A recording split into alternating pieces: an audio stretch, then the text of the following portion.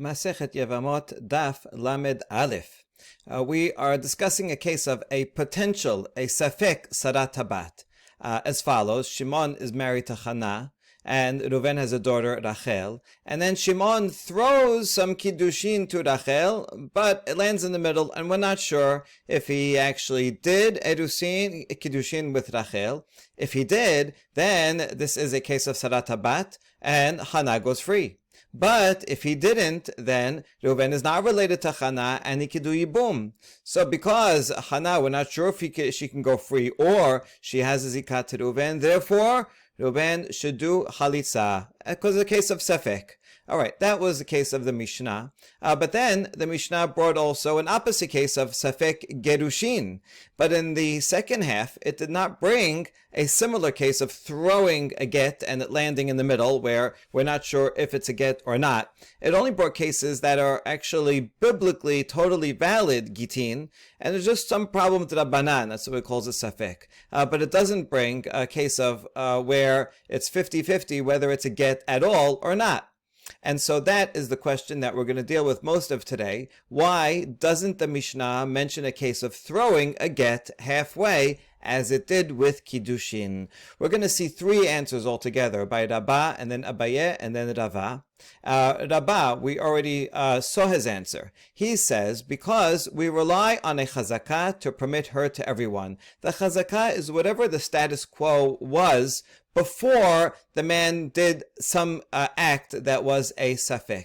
So, in the case of get, let's go back here, he for sure was married to both Hana and Rachel. And then, let's say we would include that case, and he threw a get, and we're not sure if it made it there. Well, in that case, we're not sure. Maybe she's divorced, and then Reuven has a zikah to Chana, or maybe not. So because we have a sefek, so we say, let's follow the chazakah. The prior status quo is that he's married to both, and that is helpful to Chana, because now Chana is sarat habat, and she can go free. So because we don't want to use the chazakah to impinge on her ability to remarry, we will ignore the sefek and rely on the chazakah. That's a good principle. You can always rely on a chazakah against a sefek, and that will be helpful for her. So that was Rabbah's answer. However, Abaye came and challenged it. He says, why don't you say the same thing with Kiddushin? And therefore, the previous status quo was that Shimon is not married to Rachel, and so Reuven could do Yibum. And that way, we should say the same thing. Don't rely on a sefek to remove her from the possibility of Yibum with Reuven. Why don't you say that? Why do you require her there to do Halisa, and now she can't do Yibum? Why don't we rely on the status quo? So far our answer is, we're going to be stringent, right? Just in case. It's worth being stringent in the case of Kiddushin. Okay, so Hatam lechumra. Okay, now we're going to say, hold on. Before we go back to the get case, let's just focus on this Kiddushin case. You're telling me you want to be machmir just in case, so you make them do a halisa. But this is not a good idea, because Hai chumra da'ateli de kulahu. Every time you make a chumra, you always have to take into consideration, what will this chumra lead to? And in this case, it will actually lead to a leniency and a possible confusion, and that may even lead to eshet ish. How so? There's two possibilities. Zimnin da'azel hu mekadesh la lachota kiddushe vadai. So that's one case. If Shimon, let's say he does this safek kiddushin to Rachel, and then he goes and does a complete kiddushin to Leah, and Rachel and Leah are sisters, not from the same father, but from the same mother. And so, if he should do that, well, then this kiddushin, if we do chalitza, if we say, tell Reuven, listen, we're not sure if this kiddushin was a kiddushin. If it was not a kiddushin, then you could do yibum, but don't do yibum because maybe this is a kiddushin. So therefore, do chalitza. So by requiring him to do chalitza, everybody will look at this and say, oh, I guess this was a good kiddushin. And then when he does kiddushin with Leah, that kiddushin does not take effect, because that would be his wife's sister, and so that's Erva. And so we would say, people would look at this and say, oh, I guess Leah can go and marry anybody else, without requiring a get. So this, your chumrah here, is going to lead to a perception that may lead, in this case, to the marrying out, even though technically it's a valid kiddushin to Shimon. That would be one case that would be confusing, or a second possible case. V'iname zimnin da'ata acher mekadesh la ledida kiddushe vadai v'chavan da'asar la'mor lesara liyabume amri dekama kiddushin u debatra lav kiddushin. It could be sometimes that someone else will come and marry that first daughter, Rachel, right? Someone after Shimon does a Savik Kiddushin, someone, Ish Acher here, may come and do Kiddushin with Rachel. And so, if we allow Yibum, then we'll say, oh, Reuven can do Yibum with Chana. That means that we know for sure this is not a Kiddushin, and so this other guy is actually married to Rachel. That's fine if you allow Yibum, but if you don't, if you're going to be Machmir, and which you're saying the Mishnah just wants to be Machmir, well, it's very nice to be Machmir. The problem is that by being Machmir and saying, no, don't do Yibum, you have to do Chalitza, people say, oh, you can't do Yibum? You know why you can't do Yibum? Because this is a good Kiddushin,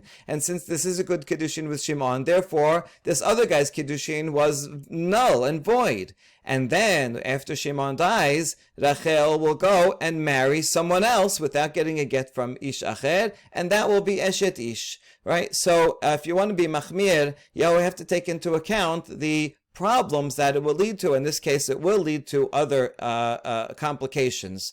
And so far, we said, for Kiddushin, we could also, if you want to ask, Kiddushin also rely on a chazakah and to permit Yibum. Okay, no, we're going to make a stringency, but that stringency will cause confusion of her thinking that of her being married. And so, we're going to answer now that no, doing the chalitza, we're not letting her go at all to the shuk. We have to do chalitza, so that will make it clear as a stringency. Then we're going to ask, we'll say the same thing for a get, and we're going to conclude this line of questioning by saying that in the case of kiddushin, it's actually okay if she does yibum in the end, because we could rely on that chazakah and end up doing yibum. It won't really actually lead to a problem. So let's see that's inside. So we answer, since we're not letting her go free, we're saying you have to do chalitza. Reuben has to do chalitza with Chana, so everybody knows, why need chalitza? If he was actually married, Shimon was married to Rachel, then she could go free without yibum or chalitza, right? As sarat habat. Since you're requiring chalitza, then I know, it must be that, in fact, this kiddushin is in safek. So I don't have a problem with that. Everybody will know that you're just doing it as an extra stringency. Okay,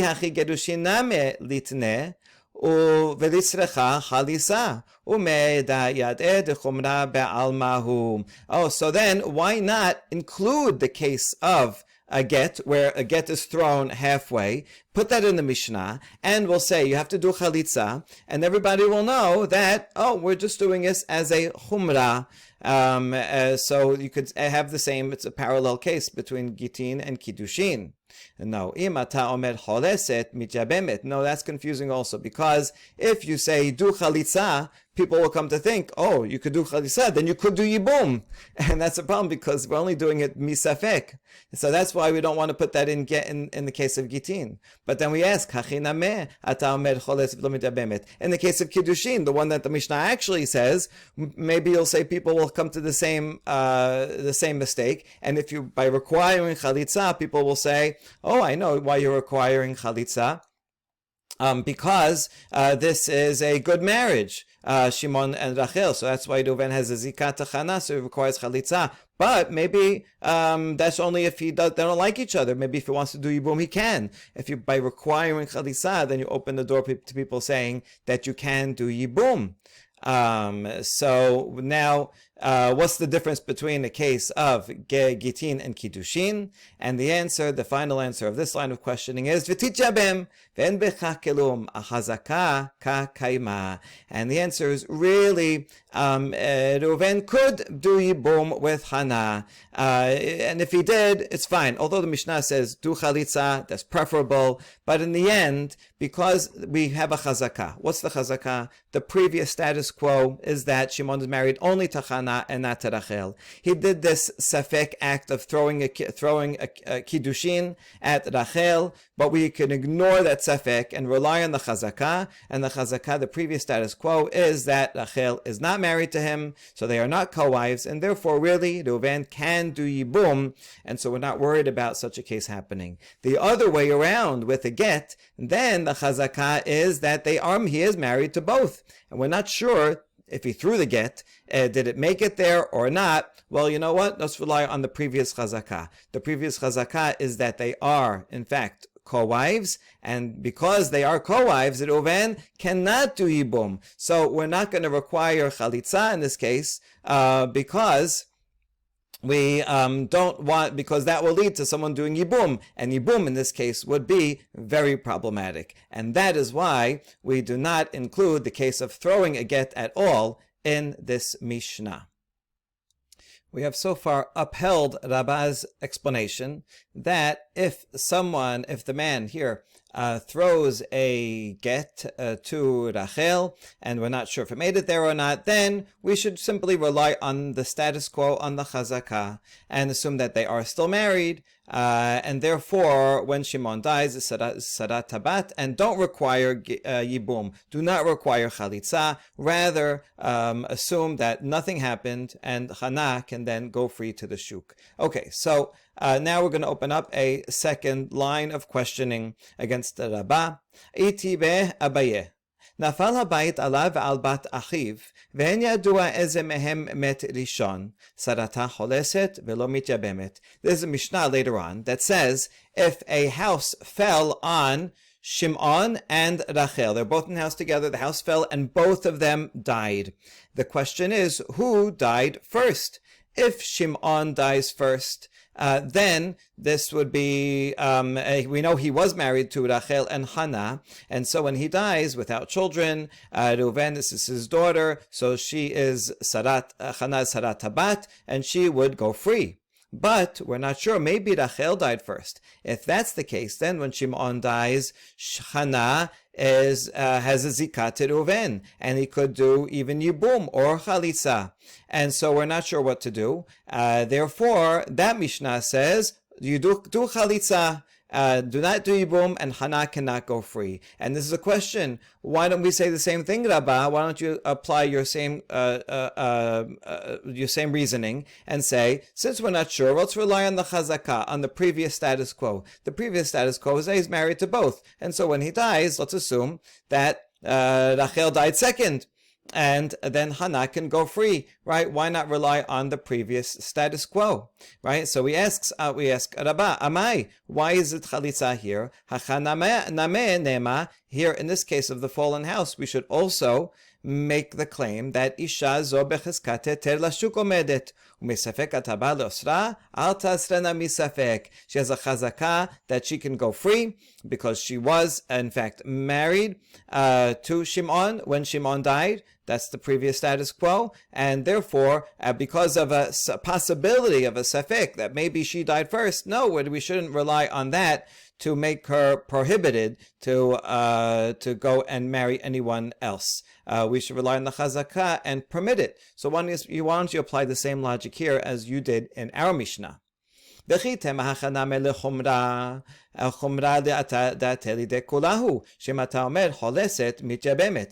you'll say, well, in the case of a fallen house, we'll be machmir just in case Rachel died first, and then there would be a zikah. And so we want to be machmir, but that here also, it's a chumrah that may lead to a kula, because then people will think that if you are required to do chalitza, then it must be that Rachel died first, and therefore, actually you could even do yibum, and so that will lead to a problem, because not necessarily that you could do yibum, maybe Rachel did not die first, and then that would be a problem of sarat habat. And so, so if you say that, then what's the difference between the two cases? And we answer: Gerushin de shechichi gazru behurabanan, mapolet de la shechichi lo gazru behurabanan. Cases of divorce are a somewhat common occurrence, and therefore the rabbis there made a gezerah, and they said, listen, if we're not sure if he gave a get or not, then we're going to rely on the status quo. And we're not going to require chalitza michumra, because that could lead to a kula. People will say, if you can do chalitza, you can also do yibum. And that would be very bad. Better to not require chalitza at all and let her go and get married to the shuk. So there, the rabbis were worried.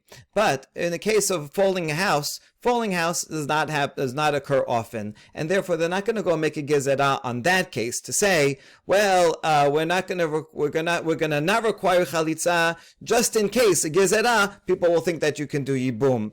No, there's no need to do that. We will require a chalitza. Misafek in a fallen house. We don't worry that people are going to come to do yibum, because that this case happens very infrequently. That's one response. Or another one, iname gerushin de kaima irva de kam mochach vesarata kamisrachat la halisa amre kamu be rabanan bigita digita ma'al yahu.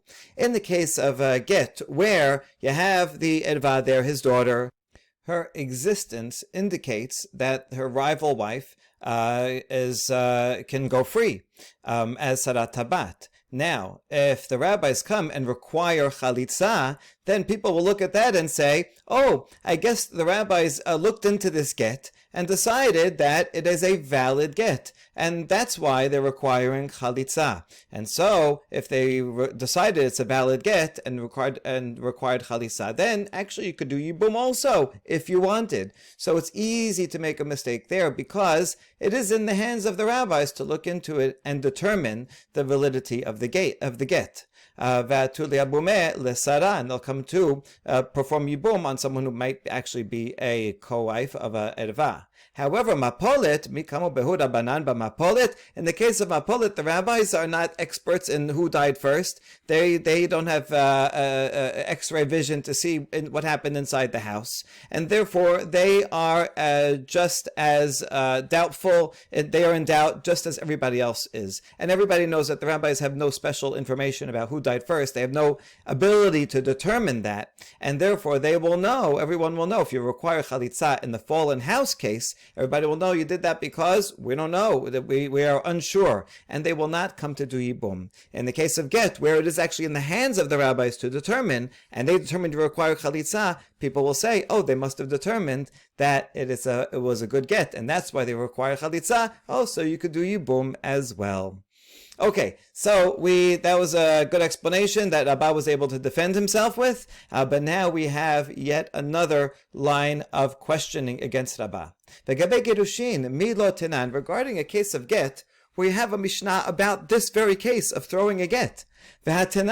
הייתה עומדת ברשות הרבים מוזרקולה, קרוב לה מגורשת, קרוב לו אינה מגורשת. If the man and the wife are standing in the street, in other words, not any of their own private domains that, her private domain can acquire it, and he throws it to her, so if it's closer to her, she is divorced. If it's closer to him, not divorced. So this is an actual case in the Mishnah.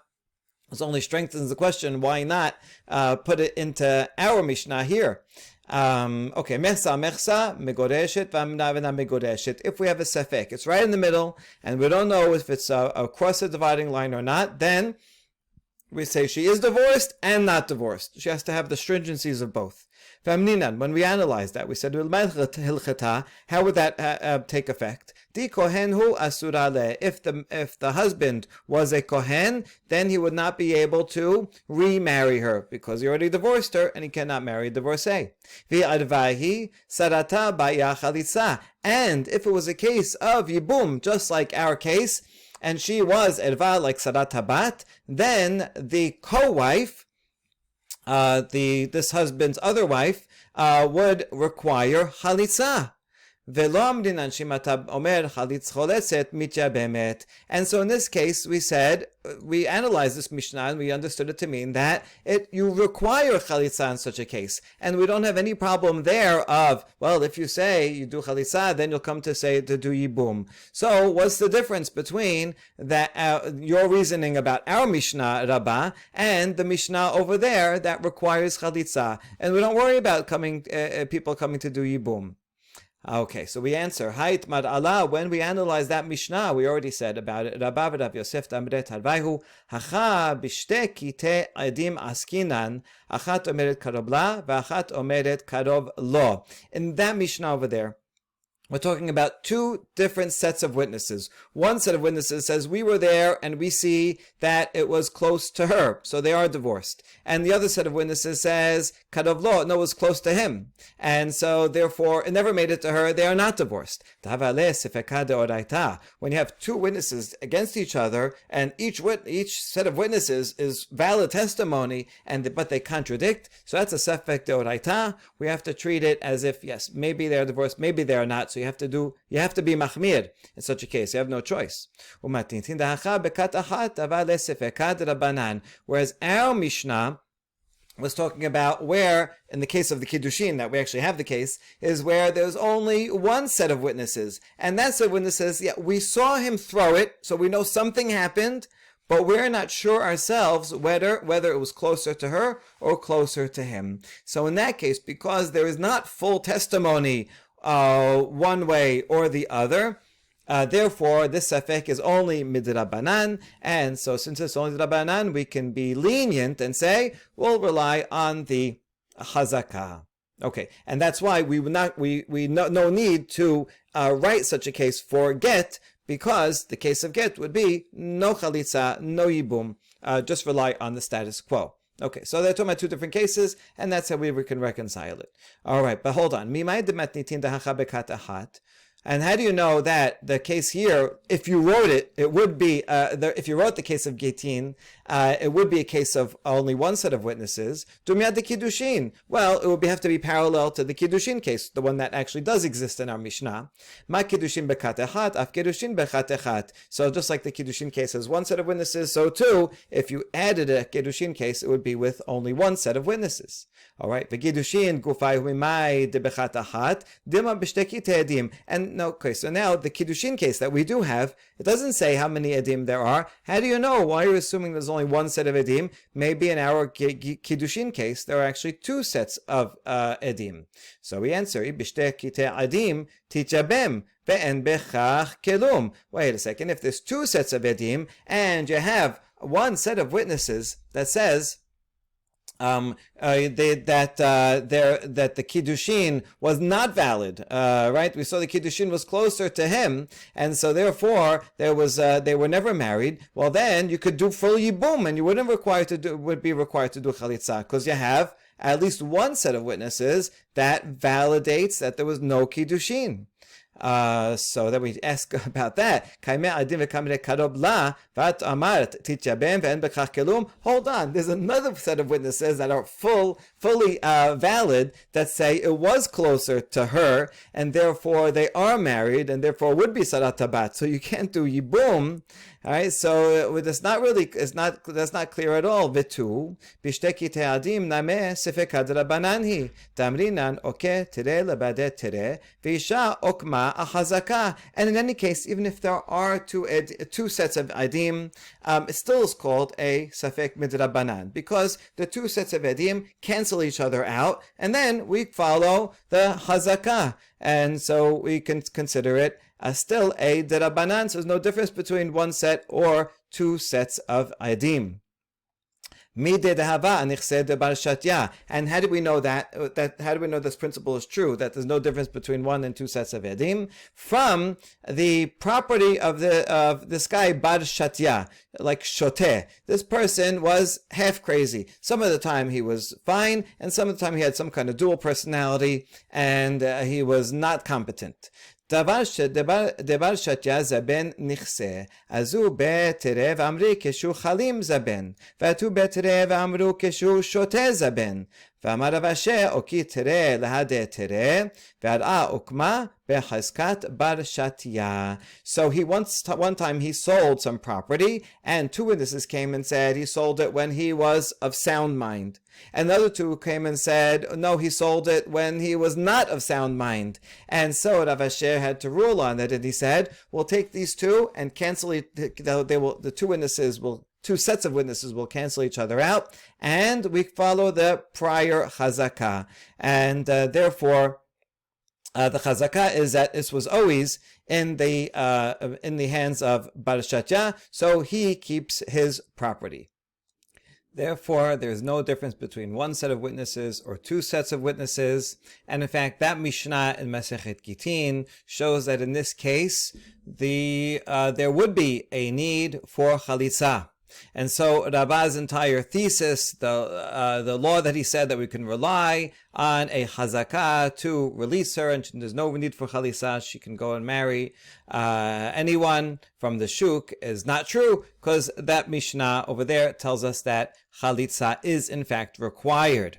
Okay, so now we rejected Rabbah's answer, and so we're going to provide a second answer. Ela amar Abaye yagid alav re'o. Indeed, the law is the same in Kiddushin and Gerushin. In both cases, if someone throws either a shtar Kiddushin or money, or throws a get, and we're not sure if it reached her or not, we are going to require chalitza. And as to your question, how come it only mentioned this case in the first half of the Mishnah regarding Kiddushin and did not include it in the second half of the Mishnah regarding Gitin? So Abaye will answer, one speaks for his fellow. All right, sometimes you have two people come, and one says, we need this, right? And one can say, I need this, and it's evident the other one is standing next to him and is also in need of the same thing. And so the Resha is speaking for the Sefa, and so we don't have to repeat the case because it's obvious that whatever was true for the Kiddushin is also true for Gitin. In both, if we have a safek whether the document reached her or not, there will be a need for chalitza. Good. Tana b'Kiddushin v'huadin l'Gerushin. Tana b'Gerushin v'huadin l'Kiddushin. And it works the other way around also. Whatever case we had for Kiddushin works for Kiddushin, that's throwing it. And whatever works for Gerushin, whatever creates a safek, for Gerushin is also be true for Kiddushin. Like if you're missing a date in a get, that's a safek. So too, you can do Kiddushin through money as we usually do, through bi'ah as we never do, or through a shtar. And so if you had a shtar Kiddushin, you write a document, right, and give it to her, and you don't have a date, so it would be also a safek in Kiddushin. It mentions that in the second half, but it would be true for the first half because they inform regarding each other. That's Abaye's answer. But Amar le Rava, he challenges it. If you remember the Mishnah, it mentioned the case of throwing a Kiddushin, and then it said, Zehu Safek Kiddushin. That's it, which sounds like this is the only case. And then it brought a few cases of problematic Gitin, and it said, ended, Zehu Safek Gerushin, which suggests that that's it. These are the only cases of Safek Gerushin. And so according to you, Rava tells Abaye, according to you, there are a lot of cases left over, so why would it say Zehu Safek Gerushin if in fact these are not the only cases of Safek Gerushin. There's also the case of throwing. So what need would be would there be for those concluding, limiting phrases? Rava has his own answer, which is similar, a slight adjustment to Abaye's. Kol sheyesh bekiddushin, yesh begirushin, veyesh begirushin ma she'en bekiddushin. Right. So whatever is true whatever creates a safek for kiddushin will also create a safek for gerushin, and that includes our main case that we're talking about of throwing it. So yes, that would be a safek also. But there is also cases that are safek in Gerushin that would not apply for Kiddushin. And so now, v'zehu de Gerushin lav davka, elimishum de tana zehu beKiddushin, tananami zehu beGerushin. So Rava is now going to explain the zehus. The zehu at the end for Gedushin is not necessarily so. We only put that concluding zehu because in the Resha we have zehu for Kiddushin. Zehu safek Kiddushin. So in other words, there's only one case of Kiddushin. And then we bring the cases of Gedushin. The Gedushin includes the throwing that was mentioned up above, and that's it. And no more. So really the Zehu in Gedushin is not accurate because there are more than the cases that are listed here, because it includes the case of throwing. Okay, but so why did it say Zehu in Gedushin? Because you already started with it in the first half, so we'll put it in the second half too for parallelism. Okay, then the Zehu Kiddushin Mutemai. So the Zehu in the first half, why is it there? Why are you saying limiting the case of Gedushin, the case of Kiddushin to only the throwing? What is it excluding, and why do you need that phrase? It's coming specifically to exclude a problem of a missing date. In other words, for a shtar Kiddushin, you don't need a date. If you did not write a date, and he handed her a shtar, that shtar is still valid, and they are engaged. They are in Kiddushin, more than engaged, right? They're like almost married, exclusive. She is exclusive. Okay, so that's you do not need a date on Ishtar Kiddushin. Okay, now we're going to go in and analyze that. Why don't you need a date for Kiddushin? We're going to give two possible answers. So it depends on why you do think you need a date for Gitin. One opinion is you need a date on a get because it has a financial impact. Any land that the wife brought into the marriage while they're married, the husband has a right to the fruits of the land. He has to provide for her, and he gets the fruit of her land. However, that's only while they're married. As soon as they are divorced, she can come and say, I get my land back, and I get my fruits of my land back. So we need to know the exact date to know when the husband stops getting the fruit and when she can claim her fruit back. If there's no date on the get, then that's going to lead to confusion. Fine. If that's true, then we understand why you don't need a date on the shtar kiddushin, because arusa does not get the fruits. There are no profits from the betrothed woman, and so since a husband does not have a right to those fruits while he has only kiddushin, so it doesn't matter when the kiddushin happens. Only will matter when they actually perform nisuin, and that's why we don't need a date on the kiddushin, because it has no financial impact. So then that would all make sense. But there's another opinion about why we need a date on the get. The other reason is a very interesting case. We're talking about a man who marries his niece, and while they're married, she commits adultery. Now, in general, if a woman commits adultery on the man, he is very angry, and he would want her to get full punishment. But if it's his niece, let's say, then he loves and cares about his niece as a relative in addition, and that overrides his anger for her committing adultery. And so then the husband would want to protect her. So what would he do to protect her? He would write a get now, but not put a date on it. And he would say, this get, I already divorced her before she was with that other man, and therefore she did not commit adultery. Don't punish her.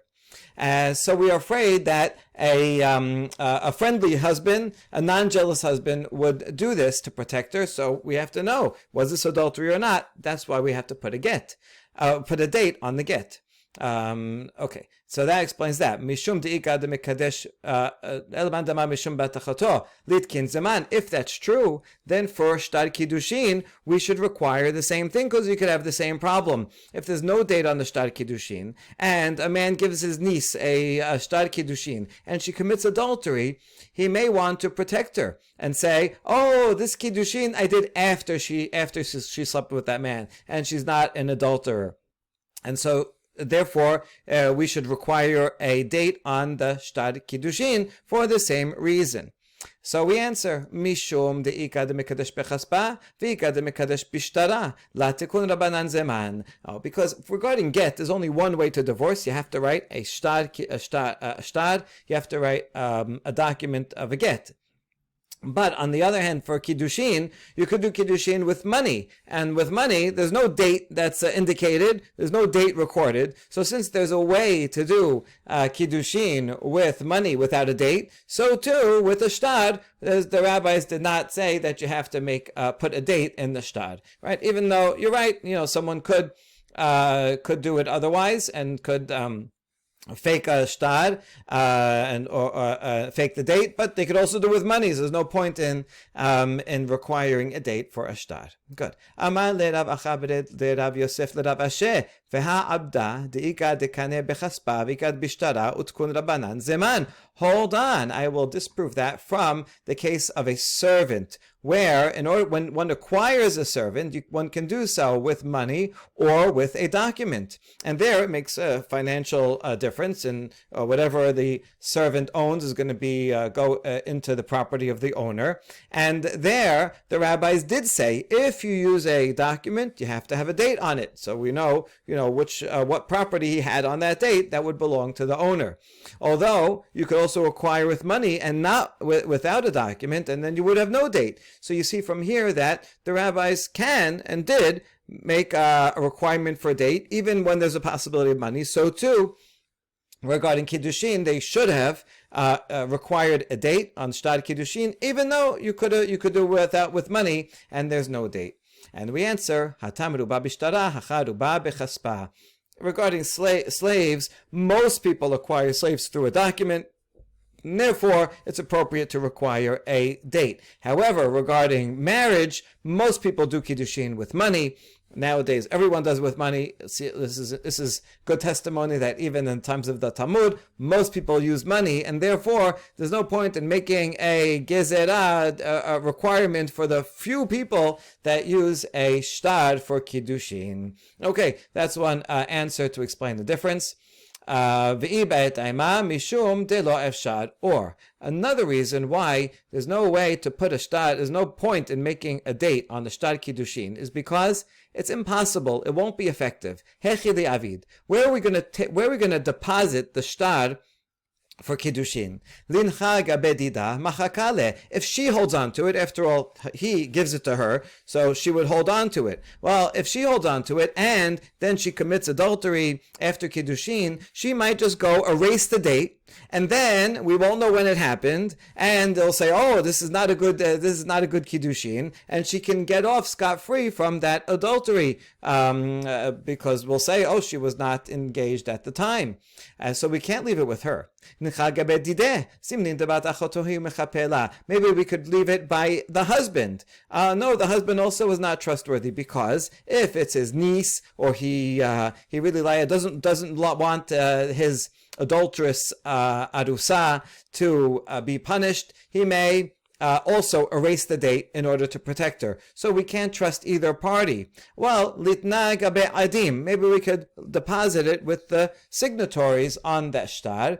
But that also is not going to help. If these edim actually remember themselves when the date is, then they don't need the shtad. So it doesn't matter where the shtad is. They can come and testify. Oh, hold on, we signed this, and we remember exactly what day we signed it. So then they'll come in and testify. But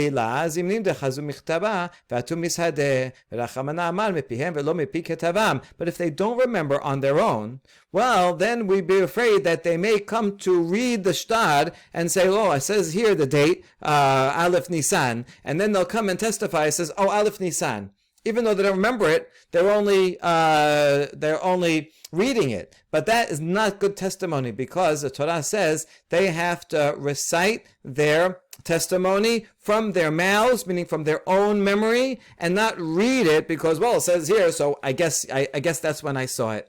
And so therefore, them having the shtad is actually a negative, because they may forget the date, and then they will read their testimony from the shtad, and then that testimony won't be good. But if they don't have it, and then if they come and testify, "Oh, we remember what date it was," then we'll accept it. So there's no so it's no good at depositing it with them. So there's nowhere to deposit it. I don't know, maybe you could deposit it with a betin or something, but we don't bring those options, and therefore the point is that there's no simple place to put the shtar kiddushin where it will be safe, and therefore, since there's no point in requiring a date that might be messed up with anyway, so therefore the rabbis did not require a date in a shtar kiddushin. Okay, good. And lastly, well, in that case, for a get also, why don't you worry that we should say the same thing. Don't require a date on a get because someone might erase it. If you leave it with her and then she commits adultery, she'll erase the date, or he will if it's his niece, and so on. Why don't you say the same thing? And the answer is hatam lahasara didakate hachal lechova didakate. There, regarding a get, that this get is saving her. She wants the get because it's the only document that says that she is free to marry. If she messes up and erases it and it tampers with it, then it might become pasul, and then she won't have a get, and she won't have proof that she is single. She'll be bound to this previous marriage. So we don't have to worry. A woman is not going to falsify her get. However, for Kiddushin, it's the opposite. By falsifying it, that benefits her because she previously was single. And now this shtar Kiddushin is proving that she is married and therefore bound. And so there is a more likelihood that she would erase the date on a shtar Kiddushin, and not likely that she would erase the date on a get. And that's why we require a date on a get, and we do not require a date on shtar kiddushin.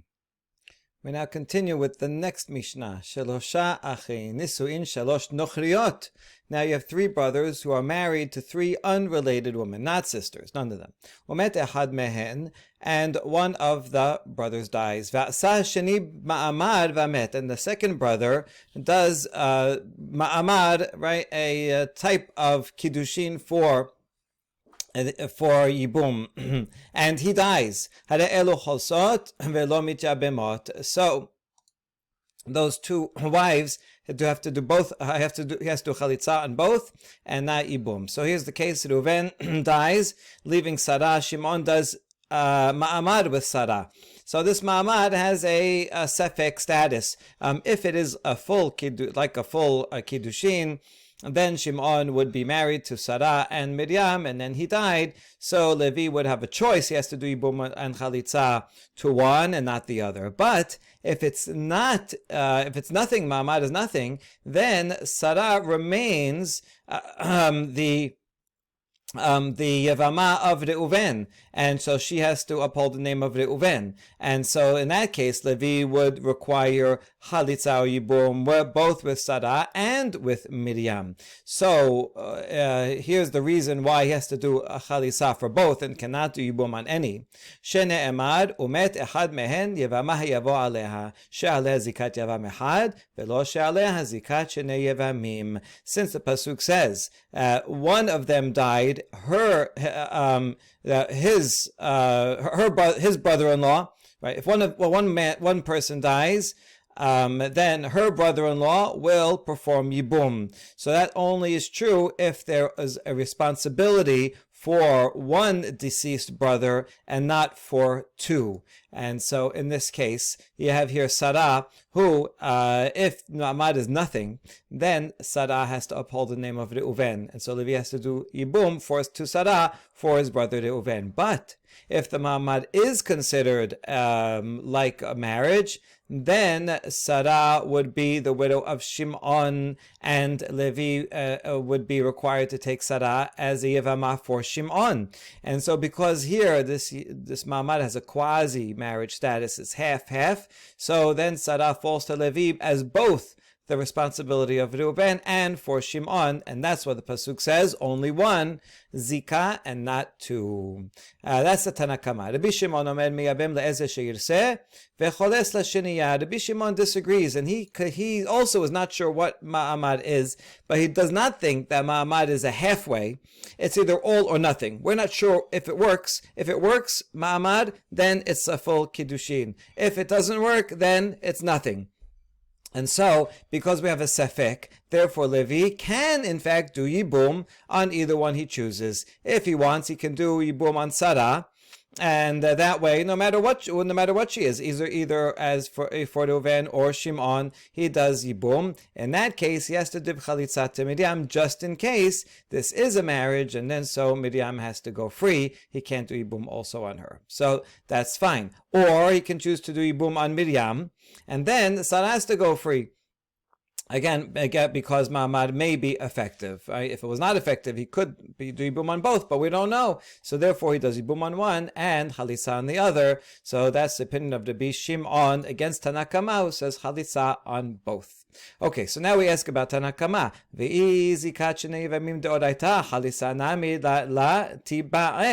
If this law, you quoted a pasuk in this regard and said, only if one dies, only if there is responsibility for one yavam, for one deceased brother, then you could do yibum. If this is true, that you can't do for two deceased brothers, if that law is deoraita, then you should not even require halisa for her. If the Torah says no yibum, then it must be that there's no need for chalisa either. Ela midrabanan. Rather, the reason for this entire law that if a woman has to do yibum for two different men, then you don't do yibum at all. This is only in Rabbanan.